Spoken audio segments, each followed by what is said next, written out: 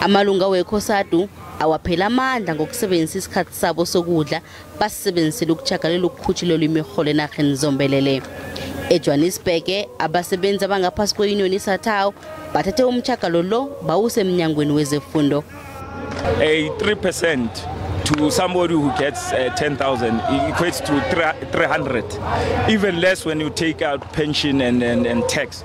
So people can't afford to come to work. People are taking leaves unduly because of non-increase. Basebenzi babathi bazokuhlanganyela namayuniyoni afana ne-PSA ekutjhagaleni nekuvikeleni ihlelo lemikhulumisano mayelana nendaba le. If employer was able to understand the fact that there is being a very longer time of having not incurred any increase, they should have been acceding with at least this current demand.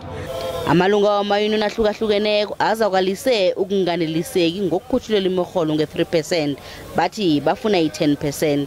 Interest rate is going up. We can't afford to pay for houses. We can't afford to pay for cars. Even school fees for kids, it went up. So we are not able to afford anymore. 3% is very low given the transport hiking, given the food price hiking. It's very, very, very, very low. We cannot afford with the 3% that the government is willing to give it to us.